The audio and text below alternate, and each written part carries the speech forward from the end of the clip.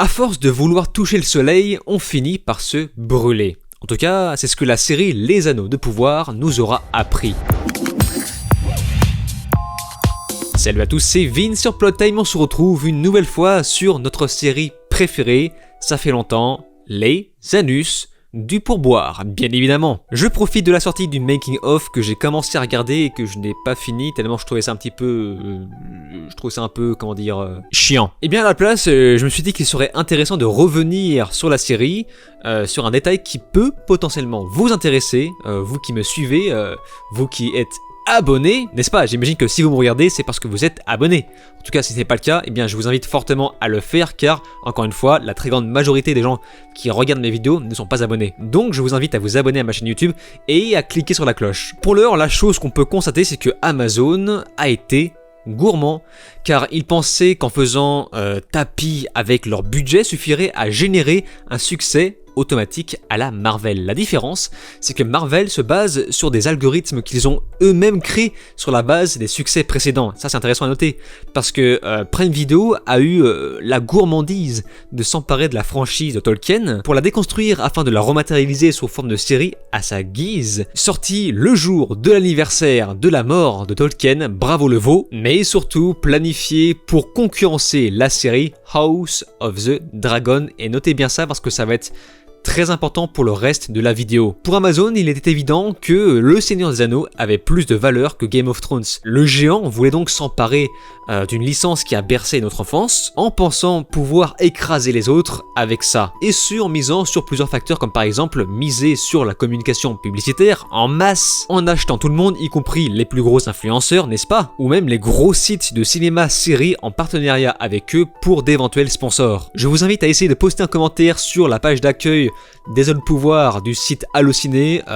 Je vous garantis que c'est un véritable défi de ne pas se faire censurer quand on donne son avis, en tout cas durant la diffusion même de la série. Ah putain, mais sur ce site, les modos carburent, hein. Les mecs sont tellement énervés que si tu postes un commentaire où tu marques « je t'encule » et un autre « j'aime le pain », il y a une chance sur 3 pour que les mecs suppriment ton commentaire « j'aime le pain », tellement qu'ils ne savent même plus quoi censurer à force. Je vous invite également à regarder le tomatomètre sur Rotten Tomatoes entre la critique professionnelle et la critique des spectateurs. Ça va, l'écart me paraît crédible. Ah, le pouvoir de l'argent, j'adore. C'est pour ça, s'il y a des gens qui se posent des questions où est passé le budget dans la série, bah il est passé là-dedans, dans la communication. Mais malgré ça, les choses ne se sont pas exactement déroulées comme prévu. Souvenez-vous, suite à la diffusion des 2 premiers épisodes, la plateforme s'était vantée sur Twitter d'avoir atteint 25 millions de spectateurs dans le monde, rien que ça.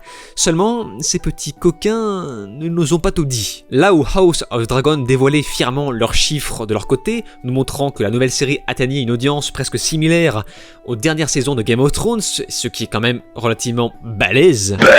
Et ce de façon constante parce qu'il faut savoir que House of Dragon a eu un démarrage pas difficile, mais pas aussi convaincant que les dernières saisons de Game of Thrones. Eh bien, l'audience a commencé à exploser au fur et à mesure des épisodes, et ça c'est beau. Là où Amazon Prime Video, de son côté, a commencé à être étrangement de plus en plus silencieux sur la question au fur et à mesure de la diffusion de la série. Et dans cette vidéo, nous allons essayer de comprendre pourquoi, même si je pense que vous avez à peu près compris. En fait, il y a un petit problème dans tout ça, c'est que le silence radio ne fait pas tout. Bah oui, forcément que quand tu crées une série disponible sur une plateforme en streaming, la vérité finit forcément par éclater. Et pour ça, nous allons devoir nous concentrer sur le site Nielsen, donc le leader mondial de la mesure d'audience, qui a lâché quelques chiffres qui, pour nous, pourront potentiellement être croustillants. En effet, le premier rapport de Nielsen nous montrait que Les Anneaux de Pouvoir a perdu pas moins de 20% de ses spectateurs américains dès les 2 épisodes suivant son lancement. Et pour ça, je vous invite à checker ce petit tableau qui compare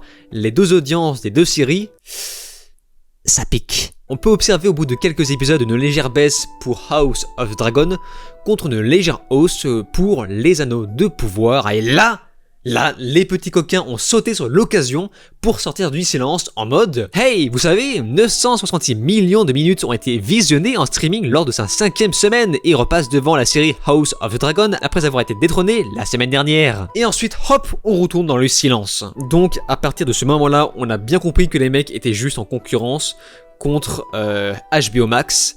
L'objectif était vraiment de détruire House of the Dragon. Il faut reconnaître que oui, quand même, on a eu une petite surprise pour cette série, pour cette nouvelle série qui s'apprêtait à être un genre de pétard mouillé, mais qui pour beaucoup au final s'est avéré être la meilleure série de 2022, voire même une meilleure série que les dernières saisons de Game of Thrones.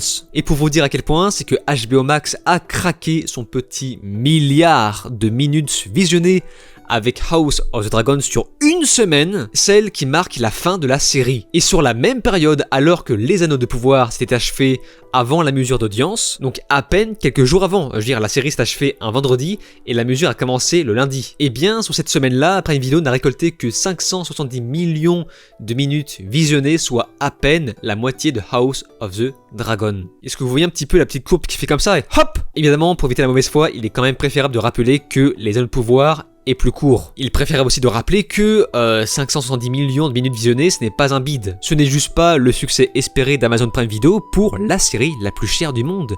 Oui, mais là où ça devient vraiment, mais alors vraiment comique, c'est quand on regarde le top 10 de cette même période du site de Nielsen, un top 10 qui parle de lui-même. Et oui, Jamy. Ah non mais vous pouvez chercher, hein, enfin Les Anneaux de Pouvoir ne se trouvent même pas dans le top 10 alors que House of the Dragon est en 3ème fucking position. Et tout le reste, c'est du Netflix. Genre même Netflix a réussi à s'asseoir sur Prime Video avec ses petites séries beaucoup moins chères. C'est-à-dire que The Witcher aurait très bien pu dormir sur ses deux oreilles sans le départ d'Henry Cavill. Même si la remontée de Netflix est fortement notable par la série Mercredi qui a elle aussi pété un record. Mais ce n'est pas tout, car l'échec d'Amazon ne se trouve pas seulement sur ses chiffres, car comme je vous le dis, pour moi ce n'est pas un bide, et ça n'empêchera pas la série d'avoir une autoroute pour continuer sur 5 saisons, vu que visiblement tout le budget a été posé dans la communication. Rappelez-vous que l'intérêt d'Amazon de s'emparer d'une franchise très célèbre pour la déconstruire avait pour but d'atteindre un nouveau public plus jeune. Raison pour laquelle cette série a bombardé l'effet New Age en remplissant bien le cahier des charges pour remonter dans le score ESG, un objectif qui n'a malheureusement pas été atteint. Oui. C'est que le site compare les audiences de Prime Video, qui est mondial, à HBO Max, qui n'est pas disponible en France et dans bien d'autres pays. Donc je sais pas si ça comptabilise également les partenaires avec OCS et compagnie. Mais dans tous les cas, il est très intéressant de noter qu'aux États-Unis, 71% des spectateurs des Anneaux de Pouvoir sont âgés de pas moins de 35 ans. Ah, c'est compliqué pour influencer le jeune public qui visiblement n'est pas là. Alors, je sais très bien ce que vous allez me dire que oui, bah c'est la nouvelle génération quoi. La nouvelle génération se désintéresse des séries, de la fantasy, et je veux dire, la nouvelle génération préfère la rapidité, TikTok, les téléphones, tout ça. Alors calmez-vous quand même, c'est un argument qui pourrait être intéressant seulement si l'audience de House of the Dragon n'avait pas 68% de spectateurs âgés au minimum de 18 ans. La jeune génération a préféré se porter directement sur la série House of the Dragon. C'est complètement dingue car l'objectif d'HBO Max ainsi que Les Anneaux de Pouvoir a été complètement différent pour obtenir un résultat différent. Prime Video voulait clairement attraper le jeune public pour leur faire montrer leur nouvelle version du Seigneur des Anneaux, tandis que HBO de son côté voulait simplement récupérer l'audience de Game of Thrones. Et au final, House of the Dragon a réussi au contraire à attirer un public frais. Et selon moi, ce phénomène s'explique dû au fait que Les Anneaux de Pouvoir n'a attiré que les vieux fans du Seigneur des Anneaux, qui au final se sont retrouvés frustrés de voir un truc aussi peu fidèle, là où House of the Dragon a ramené un public plus jeune, de 18 à 49 ans, et ce par le biais du bouche à oreille grâce à la qualité d'écriture. Il suffit de regarder le tableau, les statistiques de l'audience qui monte au fur et à mesure. C'est incroyable. Pour moi, ces statistiques m'ont fait tomber par terre. Je trouve ça presque rassurant de voir qu'au final c'est la qualité qui prime, même si, encore une fois, je répète, ne soyons pas naïfs, Les Anneaux de Pouvoir, ça marche quand même très bien. À la différence de HBO Max, lui a bénéficié d'une visibilité énorme dans le monde entier par Prime Video, avec un pognon monstre dans la communication, la publicité, etc. Là où HBO Max n'est limité qu'au sol américain, me semble-t-il, et avait forcément beaucoup moins de budget pour la communication. Donc Rings of Power reste couvert d'ombre par HBO Max, mais pas que, aussi Netflix ou même Disney+. Avec, rappelez-vous, un Obi-Wan qui rassemblait près de 700 millions de minutes de visionnage la semaine qui précédait l'épisode final. Donc je pense que globalement, Les Anneaux de Pouvoir devaient être à peu près au même niveau que l'audience d'Obi-Wan. Même si j'insiste avec le fait que les chiffres de Nielsen nous montrent un résultat post-épisode final pour Les Anneaux de Pouvoir. Donc ne croyez pas que je joue sur les chiffres pour vous faire du hors contexte. Tout ce que je peux vous dire, c'est que putain, ne pas apparaître sur le top 10 de Nielsen lors de la semaine qui suivait l'épisode final des Anneaux de Pouvoir, c'est chaud. Mais bon, dans tous les cas, la saison 2 est en préparation et croyez-moi, je serai bien au rendez-vous pour vous faire un petit bilan. D'ailleurs, n'hésitez pas à me dire si vous aimez ce genre de vidéo qui fait le point sur la série, car peut-être que j'en posterai d'autres si l'occasion se montre. Et c'est pourquoi, pour l'heure, je vous invite une nouvelle fois à vous abonner à ma chaîne YouTube, à cliquer sur la cloche, à souscrire à ma chaîne YouTube si vous en avez les moyens, donc pour ça, il faut cliquer sur le bouton rejoindre, ou encore à me retrouver sur les réseaux sociaux, tous les liens sont dans la description. Et c'est donc sur ces mots qu'on se laisse, je vous dis alors ciao et à la prochaine.